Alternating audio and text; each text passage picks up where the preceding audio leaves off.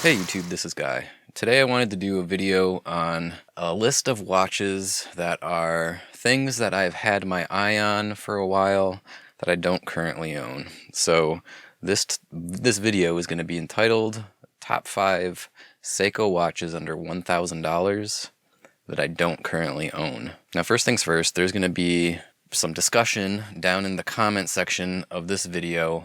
Something akin to, what about this watch? Why isn't that watch on your list? And so on and so forth. First of all, narrowing this down to 5 watches was pretty difficult. Seiko is probably my favorite brand overall. They don't necessarily have my favorite watch or even all of my favorite watches, but as a brand, there's just so much great stuff under their umbrella that, yeah, I mean, it's really my favorite. Maybe Casio comes in at second. And again, like I said, my all-time favorite watch that I, wish I could have someday is going to be the Rolex Explorer, but that doesn't mean that Rolex is my favorite brand. They just happen to make my favorite watch. Seiko is arguably my favorite brand. And again, it's because of how many just fantastic pieces they have in their entire collection. You could do nothing but collect Seiko watches your entire life, and I think that you would probably, be happy for a really long time just building that collection and enjoying the pieces that you end up adding to that collection. So that said, yeah, it's going to be difficult for me to narrow it down to just 5 watches. Now, secondly, any watch that I currently own or previously own is obviously not going to make an appearance on this list. That doesn't mean that I didn't love those watches and I don't think they deserve to be in a top 5 list. It's just that this list in particular are watches that I've had my eye on, but I don't currently own yet. So let me start off with saying, here's the watches by Seiko that I have already owned that are not going to make this list. And again, that doesn't mean that I don't believe that they're not top 5 watches. It's just that I already own them or have owned them in the past. So yeah, no particular order. The watches from Seiko that I currently own or have owned are the SKX007 and SKX009. This is arguably my favorite watch that I do currently own, the 007 anyway. And yeah, that's not going to make this list, but it certainly deserves to be on a top 5 all-time Seiko list if I was making that list. Number 2 is the SARB033, a fantastic hybrid dress watch, I guess I would describe it. Yeah, it is pretty dressy, but it's also kind of sporty. It's a do-everything watch, and it's fantastic. It's an amazing watch. Number 3 is the SSC019, previously reviewed. It's a really great solar chronograph diver watch, and if it's not a watch that you're familiar with, check out my previous video on it, because like I said, it's a pretty awesome watch in its own right.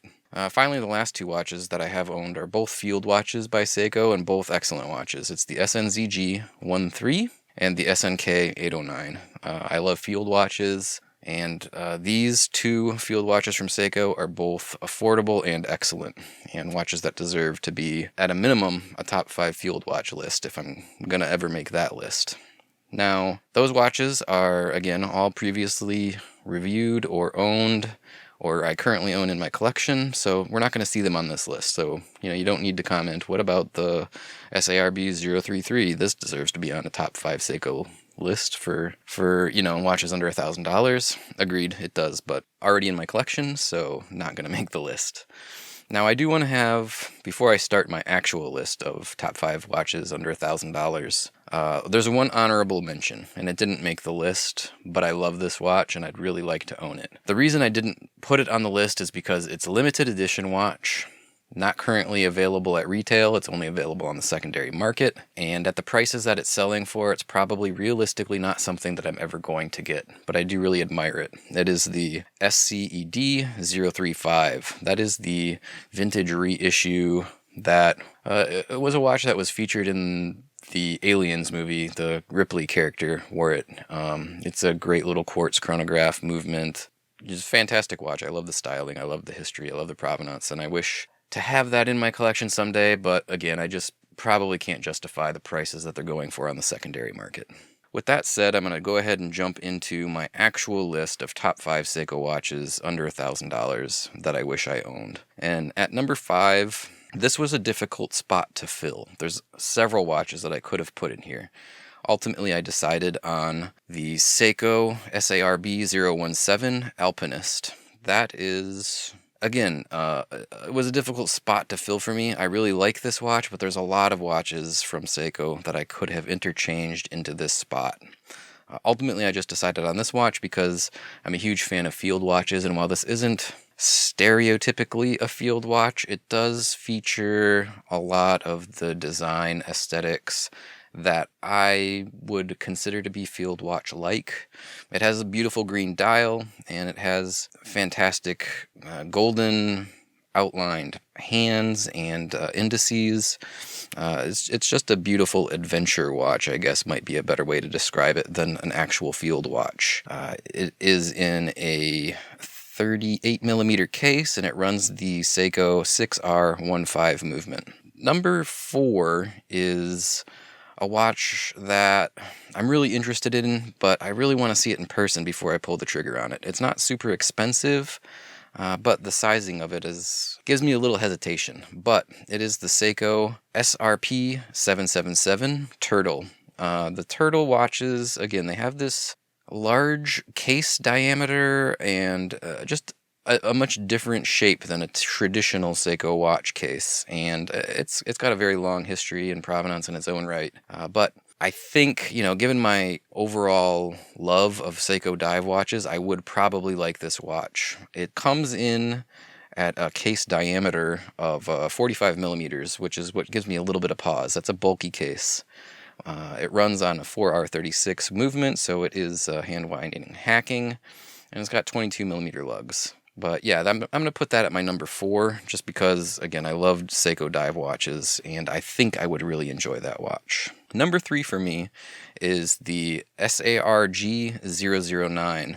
The SARG009 is unfortunately being discontinued, I just recently learned. So if you want this watch, you should probably pull your trigger on it pretty soon. This watch is probably one of the, from what I can tell, higher end field watches from Seiko, and it's not a high-end watch, it's mid-range, it's under $500, but it's very, very much in design aesthetic similar to the SARB line of watches, but it has somewhat of, again, a field watch-esque design flavor, particularly on the dial orientation.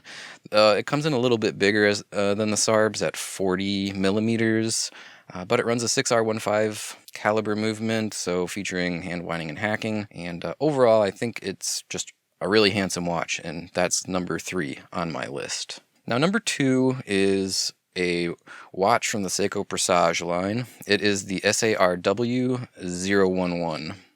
The SARW011 is a really, really attractive, I guess you would call it a dress watch, with a white enameled dial featuring Roman numerals. I think this watch is fantastic. Beautiful watch.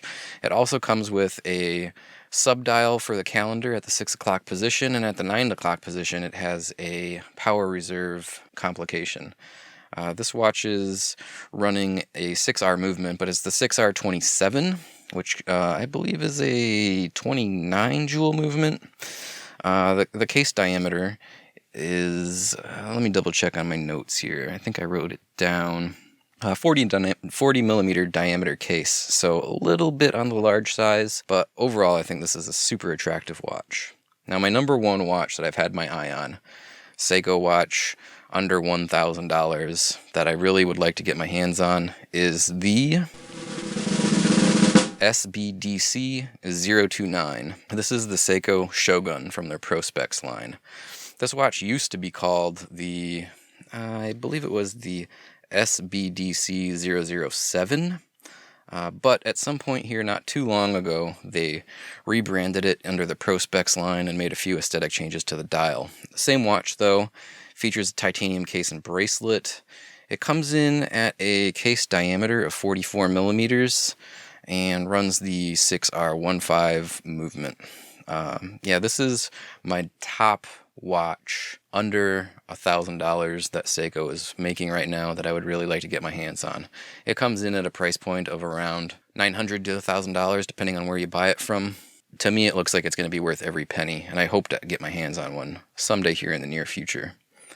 Anyway, that's, more or less my top 5 Seiko watches under $1,000 that I would like to own, get my hands on, or don't own yet. 5 beautiful watches from Seiko that I think would make any collector happy. I know I would enjoy having them in my collection. So that's everything I wanted to cover here, guys. Just give you a quick list of watches that I have my eye on. Hopefully I'll get some of them in here to the project and give them reviews in the future. You know, time will tell how money situation shakes out, but I think there's a good chance that we'll see some of these watches on my review table in the not too distant future. Down in the notes section below this video, I will have links to my social media, including Facebook, Twitter, and of course my Patreon page. If you want to support the channel, shoot on over there and consider becoming a Patreon for the channel here. I'll also have links to all of these watches to my Amazon affiliate account. If there's a watch in this list, be it watches that I've previously owned that we talked about, or any of these watches that I currently have my eyes on that you're thinking about picking up, if you purchase it through my Amazon affiliate link, I'll get a small commission. That will also help out the channel. Alright guys, well that's everything I wanted to say about this, and I'm going to go ahead and sign off. Just wanted to give you a quick look at things that I'm thinking about picking up sometime here in the future. Alright, thanks a lot. Bye.